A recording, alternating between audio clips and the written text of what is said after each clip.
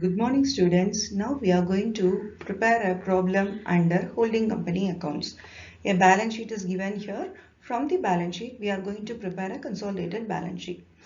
Here is a question. Prepare a consolidated balance sheet from the following balance sheet.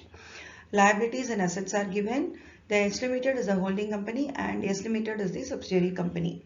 First we proceed with the liabilities. Capital rupee 1 share 1400 and 1000.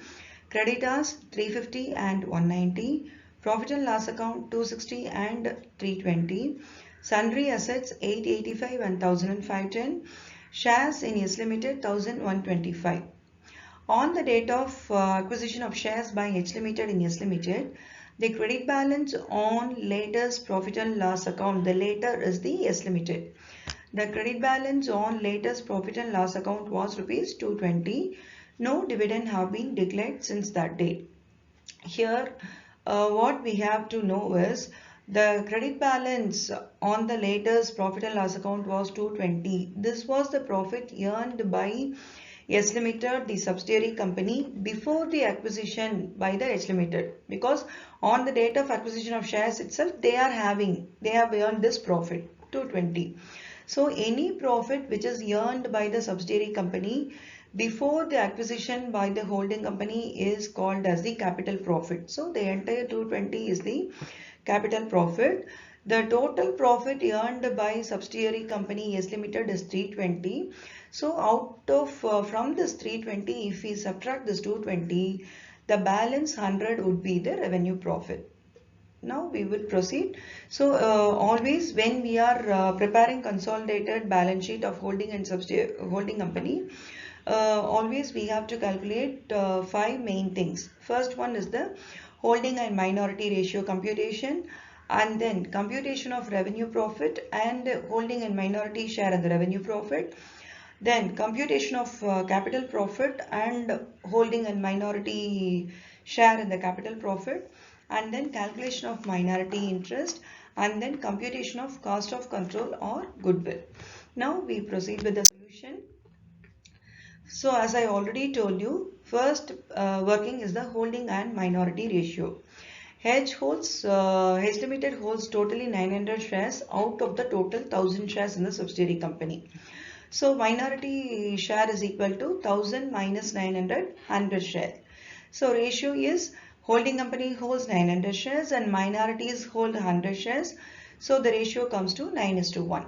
Now the second part is the computation of revenue profit and both the company's share. Profit for the current year before acquisition is rupees 220.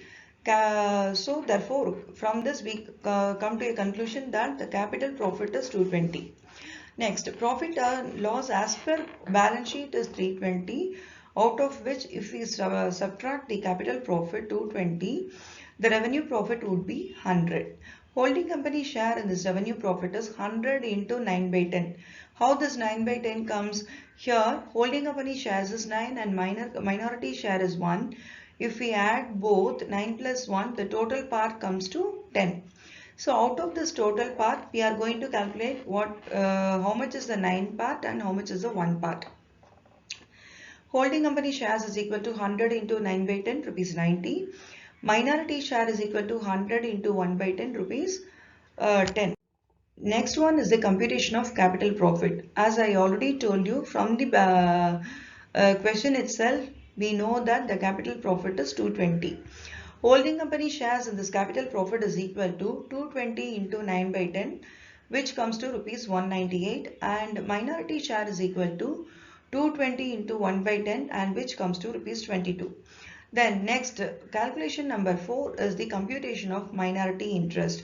Face value of minority share is equal to 1000 into 1 by 10, so totally 100. Then along with this we have to add the minority share of both revenue profit and capital profit. This we have already calculated. Minority share of revenue profit is equal to rupees 10 and minority share of capital profit is equal to 22. If we add all these things, the minority interest would come to 132. Then cost of control or goodwill.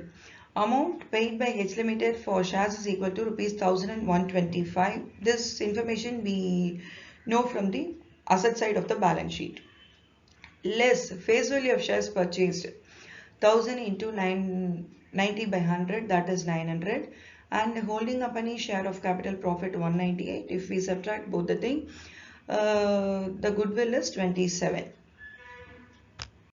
Then notes to balance sheet. So first, always when we are preparing a balance sheet, the first note number 1 is always share capital, totally 1400 shares. This is the shares held by the holding company. 1400 shares of rupees 1 each is equal to 1400. Then note number 2 is reserves and surplus. Profit and loss account of H Limited is 260, and along with this we have to add the share of revenue profit, which comes to 90.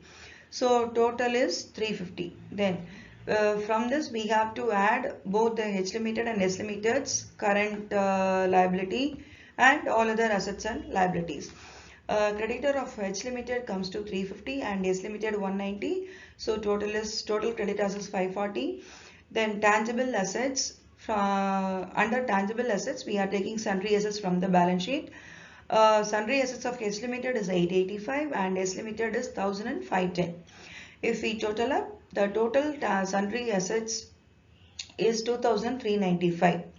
Then intangible assets, goodwill, already we calculated goodwill, that is intangible asset, it comes to rupees 27.